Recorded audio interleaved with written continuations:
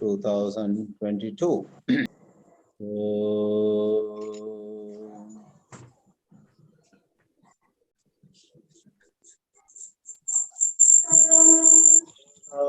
Arvindena padarvindam mukharvinde viniveshayantam vatasya patrasya puteshayanam balam mukundam manasa smara.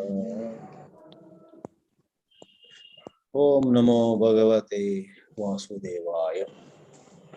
Friends, I'm happy to let you know that on one hand, I'm fond of quite a bit of popular Western literature. Stephen Covey, whose expression, emotional bank account, is our topic in this webinar, has also paid rich tributes to Bhagavad Gita and Indian spiritual wisdom. Authors like him, all the way till recent times when writers like Robin Sharma hold me in awe, for they express so well aspects and facets of effective living, whether it is as a leader or as a team member, as a spouse, as a teenager, doesn't matter. To live our life effectively, doing justice to the different roles and responsibilities that come to us is of great interest to everybody. And these authors express it so well. But even as I am into some amount of reading, like I perhaps mentioned last time, I have begun to read Atomic Habits by James Clear. And there too, it is thrilling how they express little changes that you and I can make in daily life, whereby we can derive a certain satisfaction of our life getting back to right track. So here we are, and I am admitting before you that I do draw some inspiration from modern Western, especially American literature. But on the other, what gives me even greater joy is all of that seems to be such a wonderful echo, pratidhvani, of what Bhagavan Sri Krishna said thousands of years ago in Srimad Bhagavad Gita. We have this topic for this webinar, emotional bank account. It is indeed a wonderful metaphor that, to my knowledge, Stephen Covey used. Probably it was in vogue, it was in use before too. But it is whoever created it, a very good metaphor. In our bank account, we deposit and we withdraw. When we deposit, the balance rises. It's a delight for us to see, wow, my bank balance has now shot to this level. We get great happiness, pleasure. And for some reason, we withdraw, we again withdraw. In a single day, we make several withdrawals and the balance goes down. It bothers us. Well, that being the metaphor, in real life, you and I suffer or enjoy in pretty much the same way. When our friends show signals of trusting us more, of liking us more, of appreciating us more, of admiring us more, then we feel so proud. He also said some good things about me. She thanked me, and so, not in front of me, but it seems spoke very fondly about me in that get-together the other day, etc. Who doesn't feel happy? And when we come to know some criticism, or when we see in front of our eyes somebody looking at us and quickly turning the face away, not wanting to have anything to do with us, whose heart does not sink. Friends, no matter what our position in the society, in any organization is, all of us have one thing in common.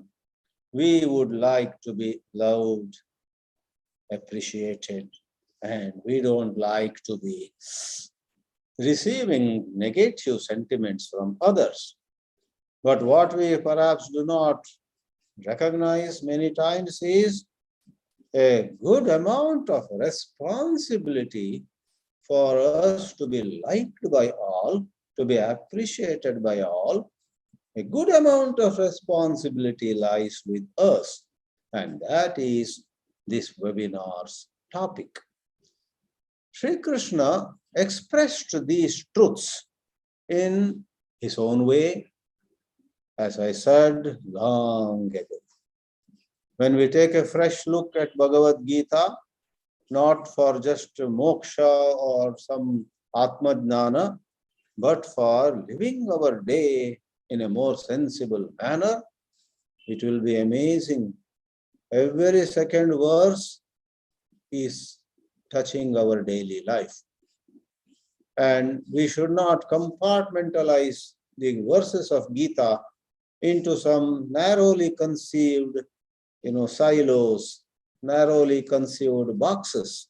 Oh, this is about karma yoga, that is about jnana yoga, this is about punya papa, this is about afterlife. Over. No, wait a minute. Leave aside those titles which have a place of their own, agreed. Let me give you an example. In the 26th verse of the third chapter being called Karma Yoga, Sri Krishna says, "Na buddhi bedam janayet." Don't create confusion, don't unsettle the minds of people who are karma sangis. There are people with us who are attached to something, who are sometimes selfish, who are sometimes narrow-minded, maybe bigoted. Doesn't matter. We have to work with them, they have to work with us. And what a wonderful practical advice Bhagavan gives us. Do not philosophize them and confuse them. Even when you see clearly they are a little wrong in some outlook, where you may be having a healthier outlook. Somewhere else you may have a faulty outlook and they may have the right one. Never think that you are perfect in all respects. That's a different matter. But in this context, when you see that they are unduly attached, they are in the clutches of some habits, they are so mechanical, they are not open, they are not receptive, they are not listening to some good advice. How are we to handle them? Lord Krishna gives a wonderful advice. Na buddhi bedam janayet ajnanam karma sanginam joshayet sarva karmani vidwan yuktaha samacharan. Don't unsettle them. Don't label them. Don't lose whatever little goodwill they have for you, which doesn't mean that you should tell lies to make them happy. Sri Krishna never advises us to tell lies, but adhering to the path of truth. After all, isn't there a saying, "Na bruyat satyam apriyam"? Don't tell the truth that is unpleasant as far as possible. And priyam chana anritam bruyat. Just because something is pleasant, don't tell lies. You will get it back later. Stick to truth. So within the confines of dharma, there is a responsible way of behaving. Mingle with them. Be silent on some faults in them. Joshayet. Bring new enthusiasm in them. Cheer them up rather than pouring cold water on their enthusiasm. Vidwan. If you and I are truly wise, that's the way to be. And samacharan, along with us, we also should get going with our work, with our project, with our duties, and so on. That is, I would say, a wonderful foundation for this topic of emotional bank balance. If you and I take a little care not to lose the goodwill and the rapport and the regards of people towards us, then our emotional bank balance rises. It's as simple as that. I hope the definition is very clear. People have been loving us, and of late, thanks to certain gestures from us, genuine, sincere gestures, they love us more, imagine. Then our bank balance, emotional bank balance has gone up. But recently, we told a lie, we didn't keep our word. When they smiled, we looked in some other direction. And next day, we wanted some favor. Then we went to them smiling. You think they will not remember the way we behaved the previous evening? Previous evening, because we were not sensible, our emotional bank balance, EBA balance, emotional bank account, EBA went down. And today, even though we are in highest spirits, they will not show much response. We go and praise them because we want some favor from them. They'll say, okay, thank you for all the good things, generous comments you have made about us. We will get back to you. And so on. And then you know, yesterday I didn't behave properly. Friends, in no way we are talking about, just trying to be good to all. This is a very difficult topic actually. In order to keep maximum people in our circle of friends is a tightrope walk.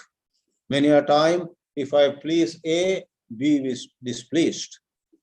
And if I do something that makes B happy, that itself makes A unhappy because they are enemies. Shiva, how are we to handle this?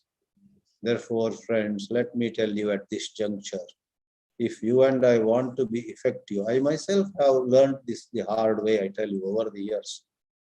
We have to awaken the intelligence within us. We have to live intelligently, not cleverly. The word clever is sometimes used in a rather uncomplimentary sense. Somebody is clever is not a compliment. Intelligent. Intelligent and dharmic.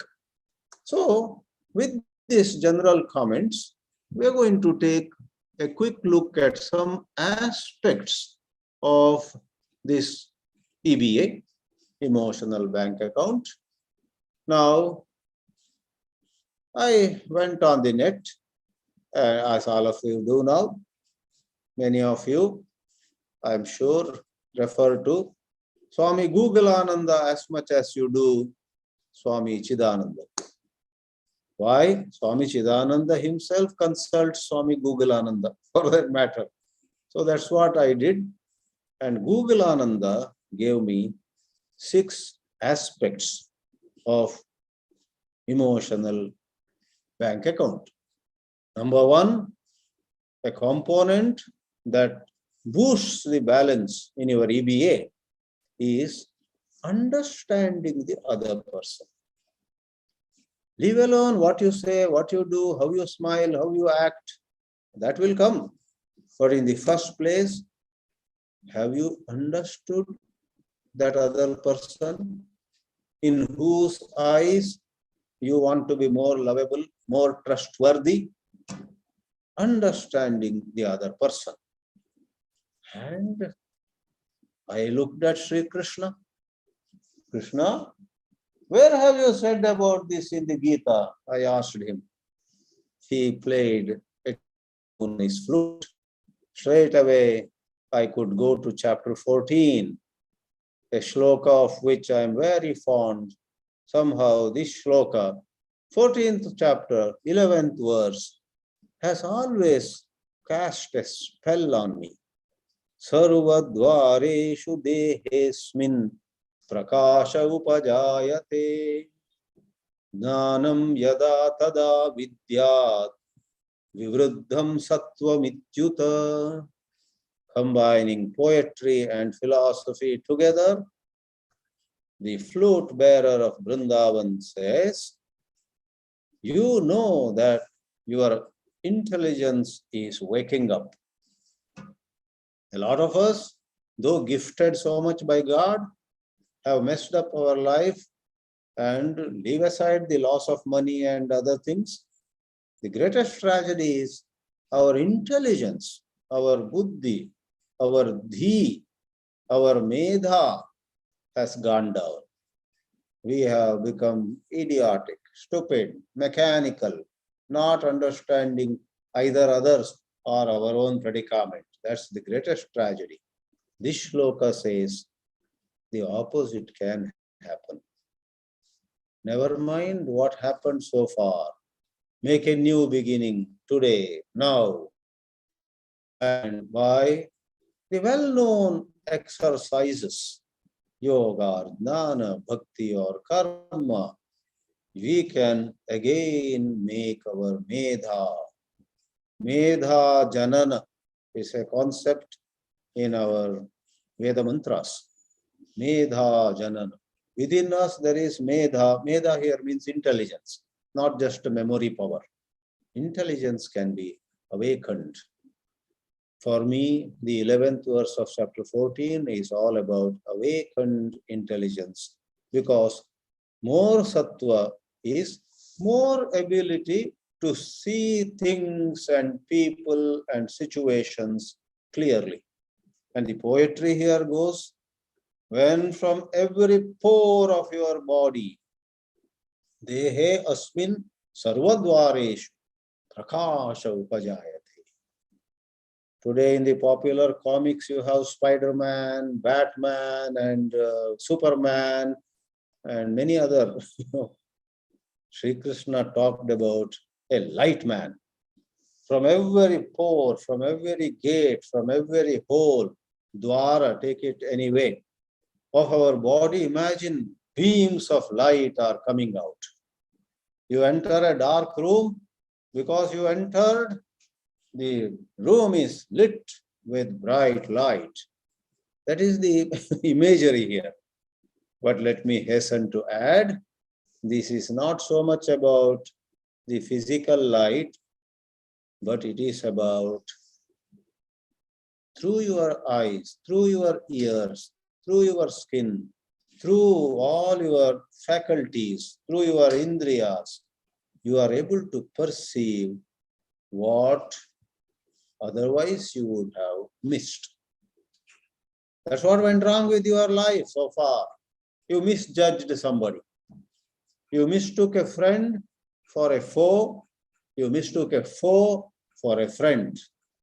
You invested your love, your regard, your devotion, your care, etc. in wrong people. And they then almost finished you. Understanding the other person, understanding people at home, understanding our neighbors with no evil intention, but just to see what they are up to. And then do such things where we do not jeopardize our own safety, rather we are of some service to them, keeping healthy distances. Therefore, friends, think about Sri Krishna talking of enhanced sensitivity and increased awareness.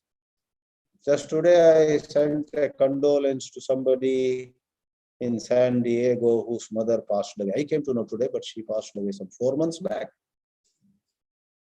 I wrote to him, may your mother's Jivatma attain Sadgati. Today, a lot of Hindus either don't know such words, Sadgati, Jivatma, or some people know the word Sadgati, but they don't know what Sadgati is. Therefore, I ventured to write another line in my email.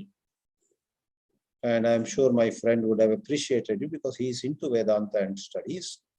I wrote, may your mother attain Sadgati. Literal meaning is reach noble regions, loka, Deva loka, Swarga loka, etc. But I wrote, may your mother reach places of enhanced consciousness, enhanced awareness. That friend of mine is especially studying awareness a lot with even some Western masters and so on. He would have connected with it. Yes, more than anything else, I want my mother to be in enhanced awareness. If you and I have a greater awareness of what's happening around us, what's happening within us, the rest of things will fall in place. So understanding the other person, which is a component of emotional bank balance having risen, is this increased sattva in us. Second factor is keeping commitments. Long back I heard a joke. In life you need two things above all: integrity and intelligence. And the joke proceeded, integrity is to keep your promises, and intelligence is never to make any promise to anybody. Rama Rama, is it possible to live without making promises? That is okay for a joke. Intelligence is never to make any promise to anybody. Very cleverly, don't promise anybody, only take promises. He will do this for me, she will do this for me, they will run for me. And you, what do? I don't promise anybody. I will just go on a high horse. I will just ride on a high horse and look at what people are doing for me. I won't. That would be such a selfish living. In real life, we have to modify that joke a little bit. The first part is fine. In life, two things are important. Integrity, which is keeping promises. Second is intelligence, is making sensible, achievable promises. And then organize our daily life so that we keep our promises. So the second point is keeping commitments will increase the balance in our EBA. Where does Sri Krishna talk about it? The word Satyam has all these implications. If you are a man or a lady of truthfulness, it's not just about speaking the truth, which is also an important dimension. Satyam is also keeping promises. If you said you will do something by such and such day, for heaven's sake, do it. All this is not easy. We have our old vasanas coming in the way. That is where the so-called self-help workshops, self-help books fail to an extent. Therefore, we need Vedanta. You have to go up and down. On a grosser level, people, the self-help books give you, do this, do this, do this, and you will see your life changes. But you find you can't do this, you fail to do the second, and you miserably failed in doing the third. You wanted to do, good intentions you had. So many workshops, so many self-help books do not take you anywhere because your old habits are too strong, right? So Vedanta helps you look at the whole matter from a greater depth. You will be face to face with root causes of why you have been behaving the way you have been behaving. And exposure to root causes can change you more surely than merely knowing how I should be. What I should be, a long list, and how I should not be, another long list. And with both those two lists in front of you, you say, I have failed in achieving what I should be. I have remained in the old habits, which I should not be, etc. So Satyam requires homework. In the context of speech also, keeping commitments. The 17th chapter talks about Anudvegakaram Vakyam, Satyam Priyahitam Chayat, Satyameva Jayate, Mundakopanishad, Satyam Vada Dharmam Chara, Taittiriya Upanishad. There are many places in the Geetā and elsewhere where Satya covers both Vak and Achara. Keeping commitments is certainly an aspect of that. Going to the third one, which is a bit different, but not much different, it is showing personal integrity. Personal integrity. Here also, Satyam covers it, and Shaucham, outer and inner. Outer Shaucha, cleanliness, we know. Our clothes, our body, the place where we live, even our work table, everything has to be neat and clean. But inner Shaucha is to be free from all deception. Because when integrity breaks down, we live in deception. We deceive others. Sadder is we deceive ourselves. We put the alarm for 5:30 a.m., but at 5:25 we hit the alarm and turn it off. Not to, it should not ring. Whom are we hoodwinking? There is a lot of gap between what we intend to do and what we end up doing. So please see, this emotional bank account has much to do with achara, our actual behavior. We can't afford to be too idealistic and then live in guilt, nor can we let ourselves behave merely by our instincts. Personal integrity. I am fond of a Subhashita, not from Geetā, which says, again with a touch of humor, if you are truly intelligent, you will not take up unnecessarily too much of work on your table. I'm giving a loose translation first, then I'll tell you the Subhashita in Sanskrit. If you are truly intelligent, if you are true buddhi, that buddhi lakshana is not to take up too much on your desk. The second mark, the second sign of that buddhi, dvitiyam buddhi lakshanam, you know what it is? Having taken up something, you complete it. You complete what you took. A lot of us know all this, but we fail. I'll not go into that much, but the reason is habits and a little lack of willpower and falling for distractions, temptations. Though we have important work to do, maybe in our high school days and college days themselves, with a lot of work to do, a lot of study to complete, a new movie has come in the town, we dumped everything and went to the cinema theater to see the movie. Not once, not twice, we did 100 times like that. The long hand of the moral law will grab us by the neck even when we have crossed 50 or 60.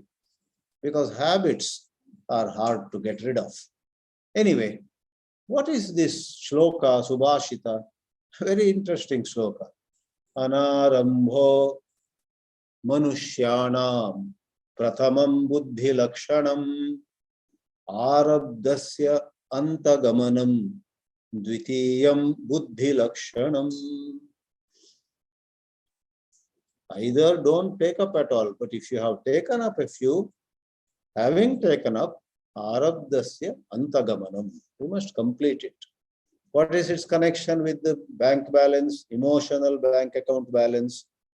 If you have completed what you have taken up, people who are affected by it will have greater regard, greater trust.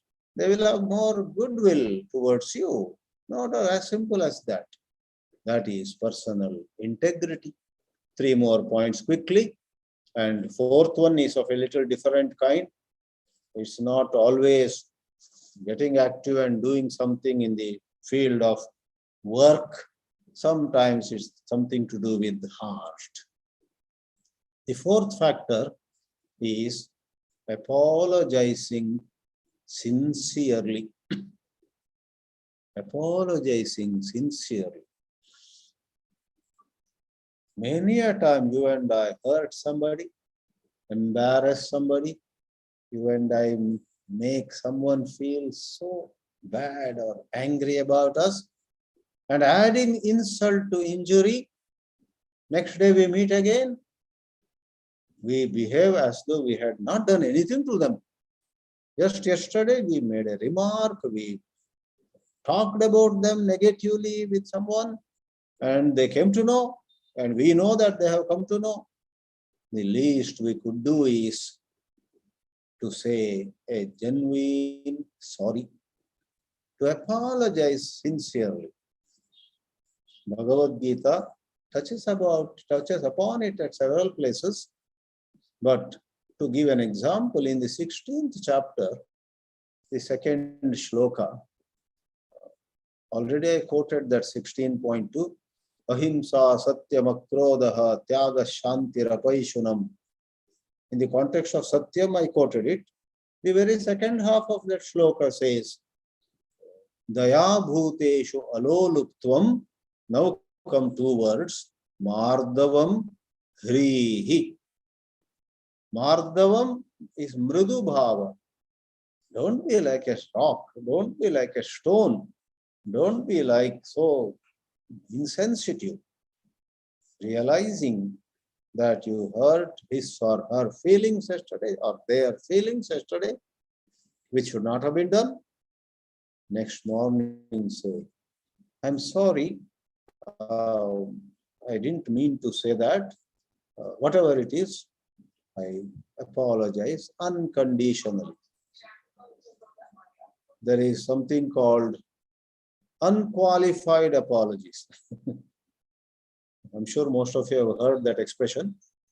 Qualified apology is, I apologize, but you should also apologize. Some rider. But without any demand from the other person, we just say, I apologize, period. That is called unqualified apologies. Apologizing sincerely. Mardava is mridu bhava. When we are mridu, we apologize. When we are kathina or kathora, we don't apologize. We turn our face away. Even if the other party says, did you really say this about me yesterday? Yeah. Who told you? Huh? Yeah. Making some shameless, guiltless, remorseless face is not good.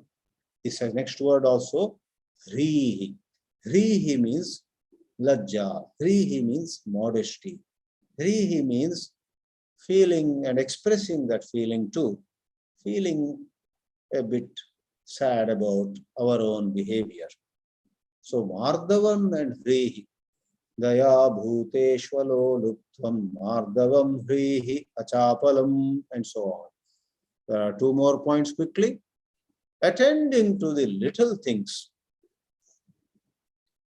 Many a time in daily life, at our own home or wherever we go, we get umpteen opportunities to do little things whereby the other party, other people who are watching us feel good. This also requires a lot of intelligence. Sometimes when we do things, they may feel it is not well placed. Sometimes they may even misunderstand. What is he trying to show? What is all this drama he is doing? And so on. Some good gestures could be mistaken. So we should know the context, the setting, whether it is appropriate for us to do. A sense of that's what is enhanced awareness, enhanced intelligence. We must know what is appropriate. Otherwise, little things like there is an elderly person, and just because he is the host and we are the guests, He is trying to lift our bag or some heavy thing we are carrying. So we say, no, no, uncle, please don't touch it. I will myself bring it. Some other place to say some good words, some other place to help in little works, everywhere being very much aware of the customs and traditions, the norms, and so on. They are very tricky things. You can't just imitate somebody. Somebody did and it was appreciated. Don't be too sure you will also be appreciated if you do that, because that somebody's relation with these people could be different and your relation with these people could be very different, right? Somebody, let us say, helped a lady put her own necklace or something. Next day you try to help her. That fellow was her brother and she doesn't know you at all. She may not appreciate that. So I just offhand created an example, attending to the little things. Or think of work also. Think of work. To offhand give you an example. Somebody brings to me some papers. Please check. Now let's search work. Translation, Sanskrit to English, this, etc. Now, if that person brings to me some papers, which are, she doesn't know Sanskrit, she doesn't know much English, therefore she is asking for my help, which is fine. But at least, let's say 10 verses are to be translated and they are placed in right order. They are written or they are brought in good handwriting. When she collected it somewhere, if she saw it was not in good handwriting, she should ask that other party, please give it in proper handwriting, or the Xerox, photostat has to be in good shape. Swamiji will do the translation, but let us not give him some shabby, some document where he cannot even read properly. It's all smudged. Take another scan, take another print where it is clear. So his job is only the translation part. He should not go to Google and try to find out what this word could be. In the manuscript they have brought, it's not clear. He should not be made to do other things. He just minds the main work. So in umpteen, check with your own situations. Many a time, the little extra work that we do for others, whereby they handle certain part of the work which is their own expertise. So in work, at home, everywhere, if you and I attend to certain little things which surely will be noticed, which surely will be appreciated. Some elderly person is coming at the airport. Without him or her telling you, you have already organized a wheelchair. Somebody you received, you already. I went to Japan only once, and I can, my mind goes back to that day. Delhi to Tokyo, I flew by Air India, and a night flight, I think morning 7 a.m. I got down, as I checked, did the formality and came out. Raghu, this young man, received me and he took my bags, 20 years younger to me, I guess, or 15 years younger. Apart from that, he said, our house is 45 minutes of drive. So would you like to have a hot cup of coffee here at the airport? Then I will drive you to our home. Somehow, though I am generally fond of coffee, that morning I was not in much of a mood. I did not accept it. But that is a little gesture Raghu did, which I highly appreciated. Wow. As soon as he came, he even thought of a hot cup of coffee at the airport, then driving me to his and Rajeshwari's home, etc. Of course, later on during the 14 days I stayed with them, there were a number of little things where their gestures meant a lot for me, that caring touch. So professionally or domestic way, You and I are happy to receive those good gestures from our side also. You and I sometimes regret somewhere we were lost in our own thoughts and we did not take good care of some guest or some, right? So little things matter. It might be just like that coffee or some snacks or such things. Last but not the least, friends, it's very important, clarifying expectations. I should have quoted, apart from Geetā, Don Miguel's famous book, The Four Agreements. I can bring that here now. Clarifying expectations. Don Miguel, one more part of his name is the famous book called The Four Agreements. First agreement, he says, is your life will get much better if you are impeccable with your speech. Impeccable means you neither overstate anything nor understate anything. That doesn't mean you talk like a machine. You state what is true, what is factual, in a, of course, a pleasant, nice language. You do not either make a mountain out of a molehill or the other way around. You don't make a molehill out of a mountain. State things impeccably, without a flaw. And especially in the context of clarifying expectations to other people at home or at office or anywhere, if you can let them know what you actually expect from them. Let them be very clear. Don't understate. No, it is okay. You don't have to do anything at all. Say like that, and later on, behind that person, he was so disappointing. He did not do anything for us. But you said to him, nothing needs to be done. Or somewhere else frighten somebody so much that we expect this from you. You must do this, you must do that. That person cannot do so much because you were in some strange mood. You went on and on, maybe in a very polite language. We will be very happy if you can do this also for us. And by the way, I please try to do that also. Everything on his desk, and then you walk away. No.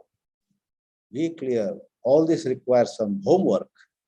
So, in the Bhagavad Gita, Sri Krishna is helping Arjuna to make, clear statements. Arjuna, be clear about Kauravas. Kauravas should not mistake you for a coward.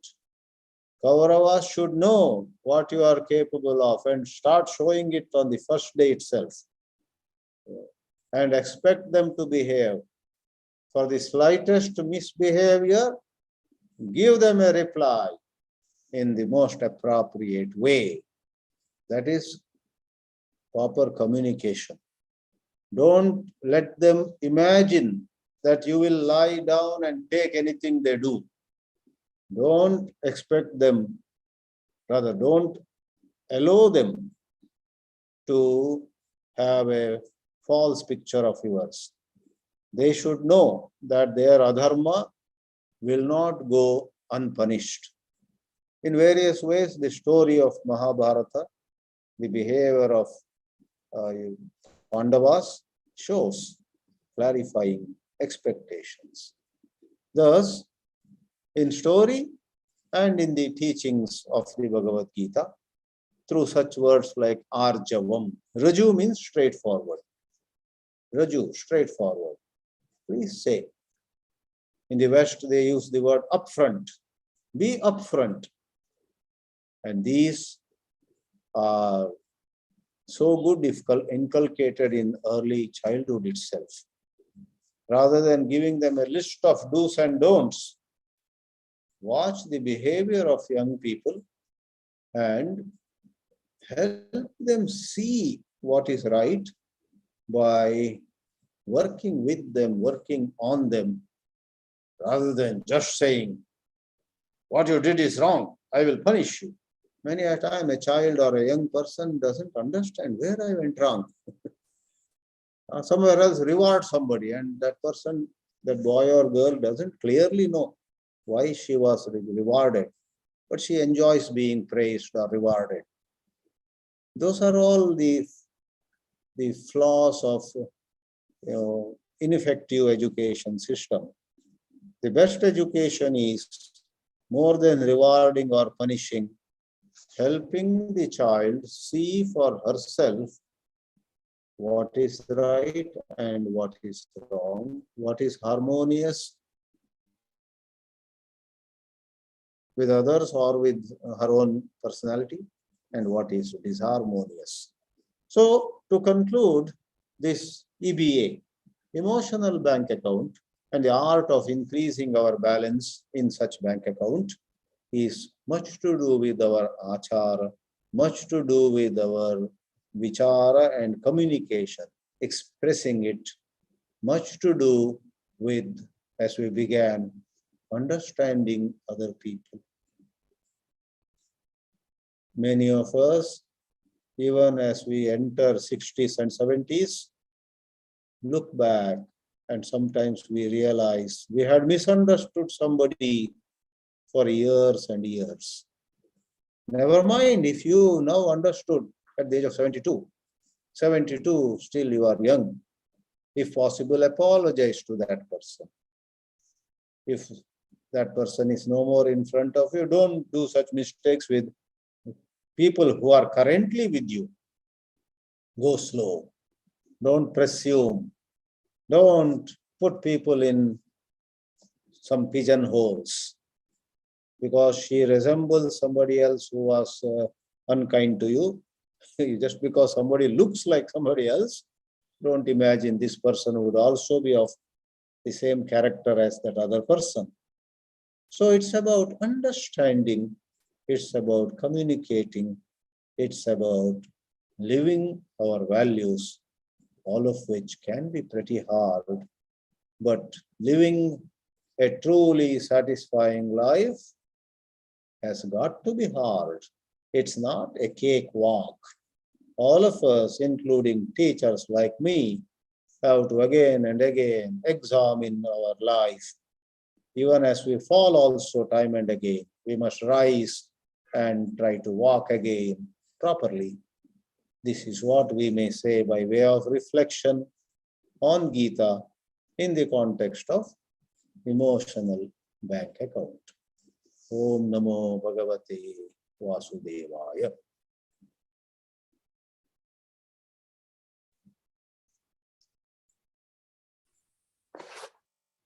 Please do write your questions or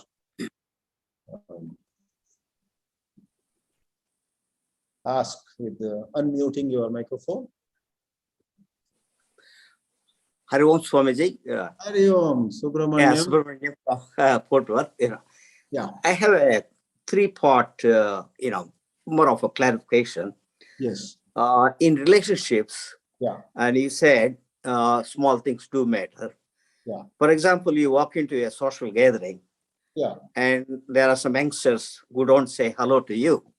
Yeah. And they walk out, and in the end, they never say hello even during the whole thing, So preserving respect and dignity versus ego, there's Yes. one thing. And say, if that situation arises, would you move out of the relationship completely to teach that person a lesson, he will come over it and realize, and there's one. And the last part of the question is transparency for good relationships. Will you be tight-lipped, in a good relationship, and close relationships? Watch what you say, or you open up your heart and then, let it build a good relationship. So, yeah, three-part question. Yeah, I guess the first one I made a note also in my Word file here. First one is a FAQ, frequently asked question. You have worded it in your own way, but it boils down to finding the right distinction between self-esteem and ego. When youngsters do not even say hello to us, especially some youngsters for whom we had done quite a bit at some point, let us say, in their life, we remember what we did for them, how they had come to us for some help, some favor, saying uncle, uncle, and we did a little bit. And now he doesn't even say hello. The self-esteem is a bit hurt. But are we being egoistic? You know, there are what are called genuine human sentiments. Self-esteem is made of genuine human sentiments. Even a saint will have self-esteem. But ego is where there are some exaggerated expectations, where we become insensitive to others. For example, if some youngsters came and said, hello, uncle, hello, Swamiji, hello, sir, whatever, and then they did not say any hello or hi to other elders. Suppose I don't care, because they respected me, job is done. That is ego. In self-esteem, there is no undue focus on just oneself. In self-esteem, there is a certain sense of appropriate behavior, and there's a slight pain at that lack of appropriate behavior. Therefore, the practical side, you asked rightly, what should we do? What we first should examine whether it is some exaggerated expectations exclusively for ourselves, not caring whether the youngsters show respect to other elders or not. Then we must tell ourselves, hey, bring it down, don't be so hurt. But if it is genuine human sentiment, then we may explore possibilities. Sometimes with some youngsters, it's possible to tease them right there or next day. Hey, did you see me yesterday? And he said, yes, I saw you. Oh, but it seemed you did not see me. Just taunt, just to shake them a little with some good-humored, witty remarks. Then they will look at you. What do you mean? Yeah, it seemed you did not see me at all. Something like that. Now, your second part was interesting. Should we walk out of relationships? That is the last resort. Sometimes we need to, but it should not be. It is like you may have heard an expression, maybe in Telugu also it is there. In Kannada we say, Gubbiya mele Brahmastra. Don't throw Brahmastra on a sparrow. To kill a sparrow, you should not use Brahmastra, the big weapon. So like that, walking out of a relationship should be the last resort. Sometimes you may reduce interaction with certain people who have not been giving us the due respect, who have been talking loosely about us. We may keep some distance. We may just do what our duty towards them is and what is civil behavior. Sometimes whether we like it or not, we are with them in some get-together. There we stick to civil behavior. We may say, hi, good evening, how are you doing? That's about it. Whereas if they had not behaved inappropriately, we would have shown much more concern, care. So walking out of the relationship should be a last resort. Sometimes we need to. When somebody is going out of bounds, we need to walk out of that relationship. I am fond of an example. Was it Roosevelt or one of those presidents of United States? He once said how he handled memories of some unpleasant people. In his political career, he often met people who were very nasty and very rough and tough, and he didn't want to do anything with them. So he cut off. He walked out of their life. All right. But their thoughts would come to his mind, and that's where the example comes. I read it in Reader's Digest long back. So this was, let us say it was Roosevelt. He was at his work table. He's trying to do some work, maybe examine some document, puts his signature on some document as the president. But the thoughts of that nasty person would come to his mind and disturb him. I believe Roosevelt had or maybe it was Harry Truman, I think. Truman, yeah. Truman would do this. He would take a piece of paper from his desk, write the name of that person,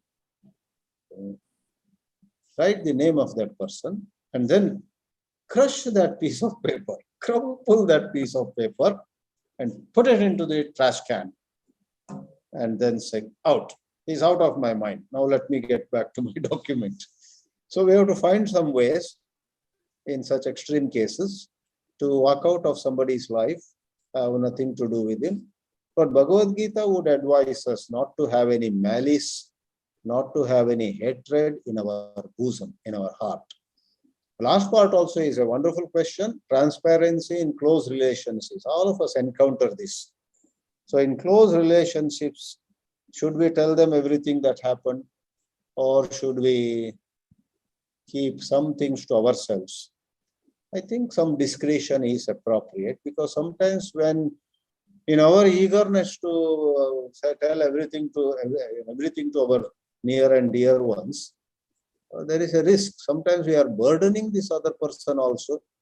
This other person, he or she, may not be able to hold all that we tell him or her, and he or she may spill the beans. Then he or she is also in trouble. We are also in trouble. Therefore, once more, I would say, with no malicious intention, not to deceive this person, not to, let this person down in any manner, but just seeing the gravity of the situation that would emerge if we let out certain confidential matter, we may keep that to ourselves. Then do we tell lies? No. There are many ways where we can sometimes, like I know how some A and B, both, A and B related to us, have had a very bitter fight recently. But I need not tell somebody close to me all the details of that bitter fight. And we may just say, I too have heard that they are not so much in good terms. It seems there is some friction between them. We stop there. So an economy edition of matters could sometimes be shared. And if the other person gets very curious, what do you mean? What do you know? What did you hear about? There also it's possible to, so and so said that sometimes they have disagreements. That's about it. Not to give picturesque details and then what they did, whether they went to court or, in every matter, I think there are economy editions possible and full edition, So that's what some kind of middle path we'll have to take. We have to be very careful. I have one comment, Swami. In a gathering, be the first one to say hello, and, you feel like you are in the gathering, you have a great opportunity, you want to be part of the happiness, just say hello, irrespective of whoever it is. But some people say, why do you have to say hello? That guy didn't even, really acknowledge you. You know what I mean? The two different ways of approach here. But I find this, be the first one to say hello with a smile, really narrows the distance. What is your take on that, Swamiji? But I think such things sometimes have to be related to one's own personality. If you are comfortable saying hello to everybody before anybody else says hello to you, be yourself. Whereas somebody among us may not be having the same personality as you have. God has blessed you with a lovely personality in this matter, at least. Let's say you are very comfortable saying hello even to somebody who spoke nasty things about you other day. You have heard about it. Still you see him and say, hi, hello, good evening. Suppose you are really comfortable with it, that's wonderful. Keep going. But it need not be a standard rule for everybody. All of us have to learn to be ourselves. If we feel uncomfortable, on one hand, because we read that in a recent self-help book, we say, hello.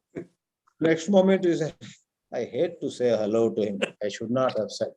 Suppose it leads to such reactions in our mind, we better not say that just because, The self-help book may say 100 things. Thanks, Swami. Second batsman. Can I add something for your answer? Huh? Can I add something for your answers of Prakash Mr. DR, Subramaniam? please add. So Mr. Subramaniam's previous question was whether to go out of the relationship, for which you said that is the last resort. Huh. So I agree with that. So the step before that is keep silent without responding to that particular relationship. That itself will cause a mental strain on the opposite person. Wow. So when once you don't respond to them, that itself creates a mental strain for them. So that is one answer. And the last question of Mr. Subramaniam Reddy, he was asking whether we should be the first to say hello or somebody should wait for somebody else. See, you might have recognized that person, where that person might not have recognized you. So you cannot expect him to say hello. So ourselves saying hello is in no way wrong. You should not expect hello from the other person. So as you said, we should be of our own. I agree with that, Swamiji. Thank you, Swamiji. Wonderful. Thank you for your inputs. Thank you, Swamiji. Thank you.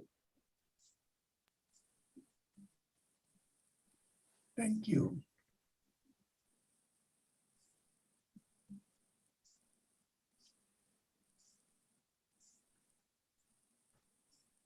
Hari Om Swamiji. Yes, Parvati Amma, so nice to see you. How are you? Time. Wonderful. Parvati Raman is here. Now I am in Virginia with Anand. I thought so. You are in one of those places. So it's a long time since you left Bombay. Yeah, for nearly, it is going to be 2 years next month. I am trying to come, but it is not possible for me to come. Because they will give only 1 month visa. After 1 month, I have to return back. So I am thinking of taking more visa period. Fine, fine. Now where are you? I'm speaking from your Bombay. You left Bombay, I am in your Bombay. It is happening like that only. I am speaking from Thane in Mumbai. Oh, near to my place. So who is the next questioner now, or even some constructive criticism? Some comments are here in the chat box. The fifth agreement says, be skeptical as you learn to listen, thus using the power of doubt to discern the truth, as per Swami Google Anandji. Thank you, Lata Sonpalji. That's a wonderful input. I didn't know there was a fifth agreement, but Google Ananda has presented a fifth agreement, it seems. Yeah. Be skeptical as you learn to listen, using the power of doubt. Yeah, how true. We should not take things from their surface value. And Prakash DR has also said before, okay.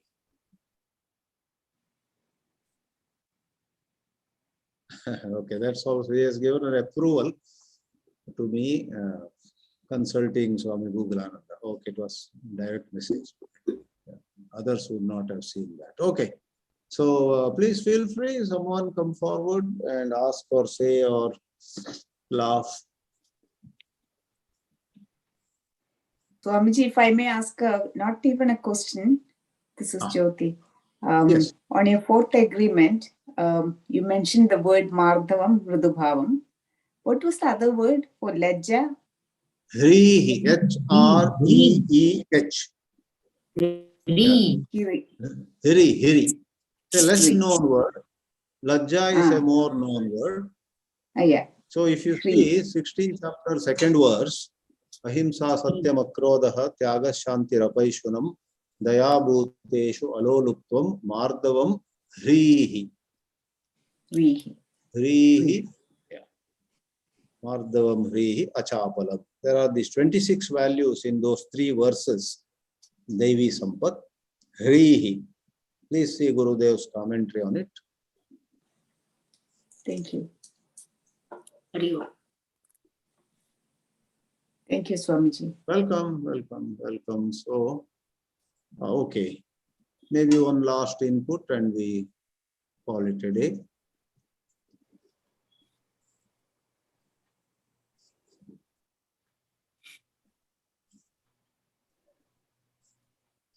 Okay. Okay. Usha Kumar says, how to introspect ourselves without getting ego rule our thinking aspect.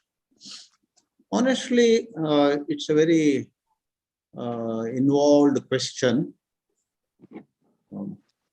Somebody like J. Krishnamurti would say this how to is not an appropriate question. You have to introspect without a bias, find out your own way, etc. But that would be a high plane answer. On a couple of notches below, I would say things like moderation in food, saving our energy by being moderate in talking. We should neither overtalk nor, pretend to be talking less in the process, suppressing, etc. That causes energy disturbances. And, some good habits like yoga, pranayama, etc.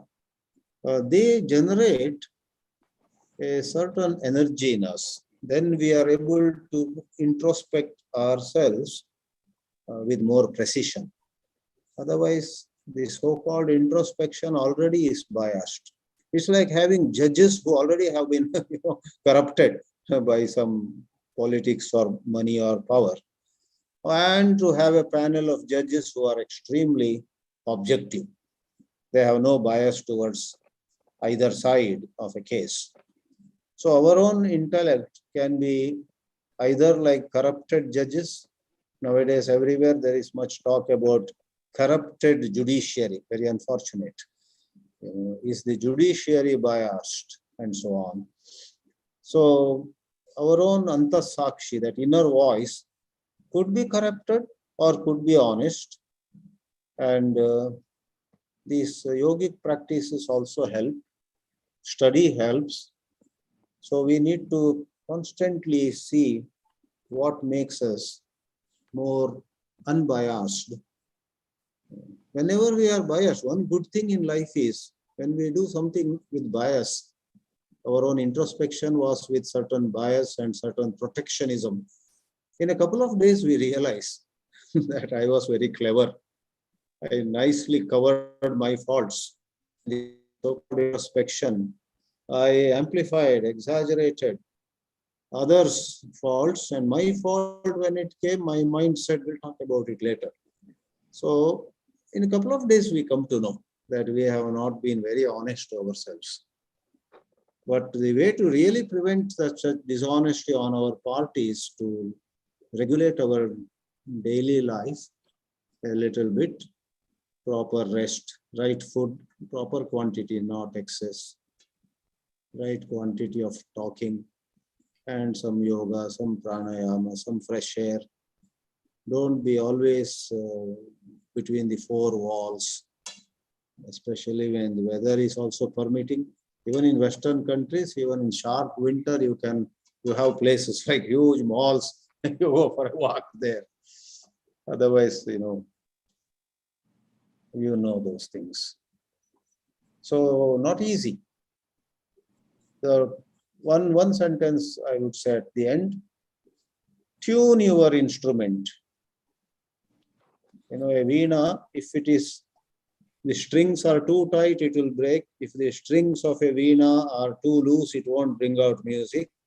Likewise, our buddhi, if it is tuned, if it is properly supported, right food, right speech, right sleep, right amount of speech, etc., are the tuning process.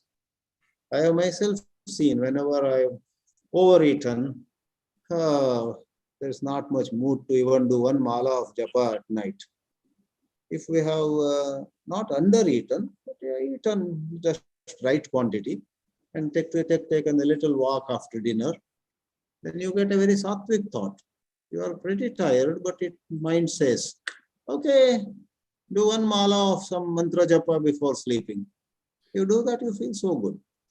So like that, the human mind, the human intellect, buddhi, can be taken care of in little better ways by an integrated bunch of good habits in daily life. Then you will introspect better. Study also should be part of it.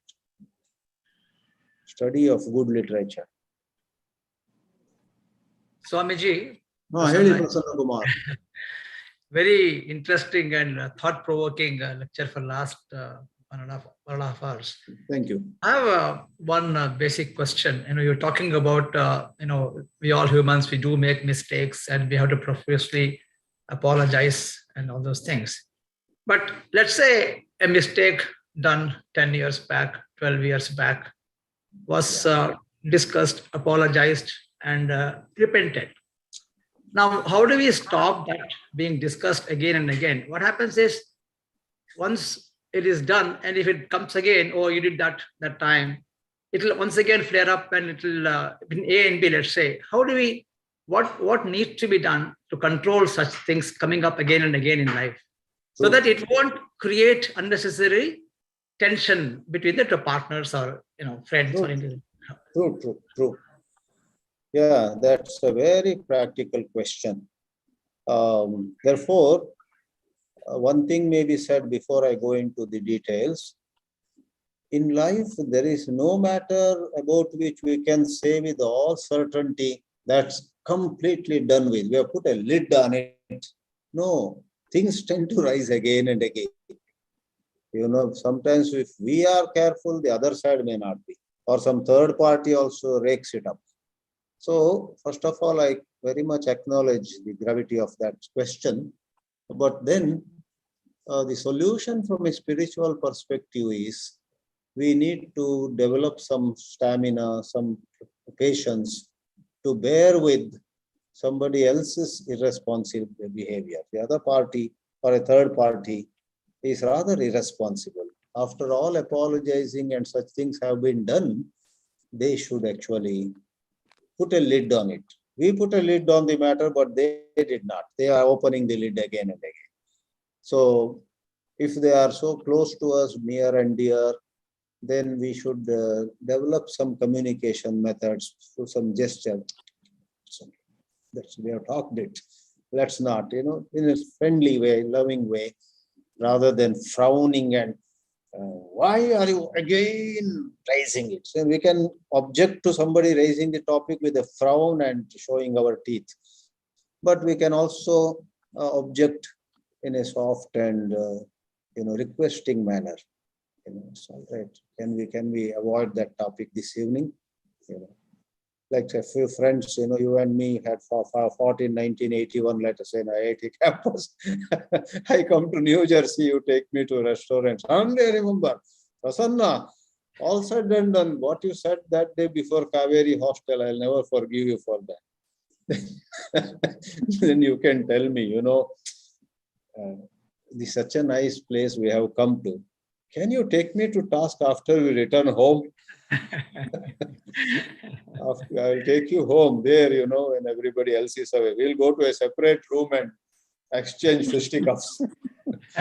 I'm putting some humor into it.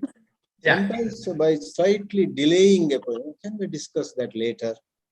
Why spoil this?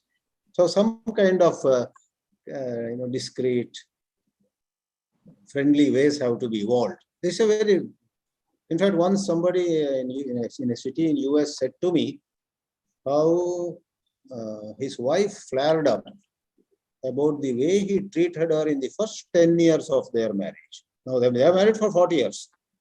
An elderly man, much older than me. I said, why did she flare up? It seems when the young lady came as his wife, he was already in US for some 15 years in the professional world. And she was from a village. I have written this in one of my books, actually, Daily Bites, without mentioning any name. It's a real case. The man said to me that in the first 10 years of her marriage with me, I brought her to US and I am at fault. I went on telling her how to be a wonderful westernized woman. And she was from a little village in Andhra Pradesh. She could not. Her dressing, her mannerism, her English, everything was a little, not even from Hyderabad or Madras, Bangalore or Bombay. She was from a small village. And he used to express a lot of this. This is America. This is not the way for you to conduct yourself. This is not the way to hold the spoon and what you call fork, etc. In 100 ways, he created difficulty for her. She felt very inferior. And later on, as he understood, he apologized and then he forgot. But after another 30 years have passed, he said to me this morning, she flared up again about that matter, which had all ended. So it happens. Everywhere it happens. It only shows we have to sympathize with that person. Though 30 more years have passed, that wife of his apparently, was so badly hurt that wound had not healed. That has something to do with her emotional maturity, but that's a ground reality. Poor lady was not so emotionally mature. Even though nowadays he is extremely caring and kind to her, he says, but why did you do that in 1978? Why did you do that in 1974? And she goes into tremendous detailed memory of how he commented on her not being able to wear maybe some Western dress or all those things. So one more very practical note. Thank you for raising that. I'm sure so many others also would identify with that question. So my summary answer is we have to very, deftly, cleverly, wisely dilute the matter and apologize if necessary one more time, but on a economy edition.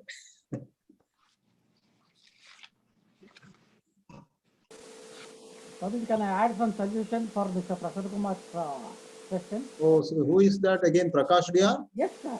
Okay, okay. I didn't. Right. Please. Yeah, I think it should be okay. Please tell me. Mr. Prasad Kumar, you said, even after taking apology, the same issue keeps raising again and again. The reason for that is, you might have taken an apology, but your explanation of taking an apology would not have been understood by them, or it is an unsatisfactory thing. So that is the reason the pinch what they are feeling, they keep it raising the issue again and again whenever time permits.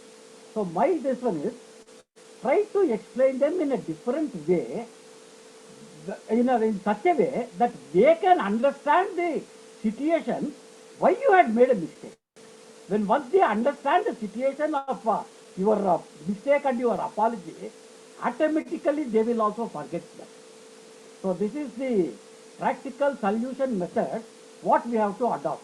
Just saying, I am sorry. It is not that. But we should explain them why we did that. When once you explain that why you made that mistake. So for your information, today I could not be there throughout the meeting. I had so many interviews, I went out and came. I could not hear the entire Swamiji's this one today. So that is the reason I am not out with any questions of my own. So the questions what have been raised by the participants, I am able to give some solutions. So I don't mind saying that I was not at the meeting today. Anyway, the recording is there. I can go through that at my convenience again. So whenever you express something, that should be in a position of understanding to the opponent.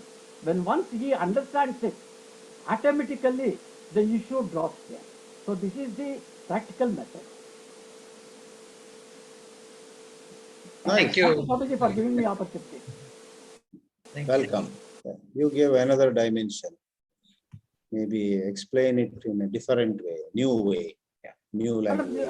Sorry, Swamiji, it is a practical issue what I am saying. See, you are all giving it from a spiritual angle, whereas I am giving it as the practical angle. Because I am into life in a practical social service, with innumerable number of people, and I'm coming across so many issues every day. So for that reason, the practicality angle I am answering. Yes, we appreciate that. Thank you, Swamiji. Thank you.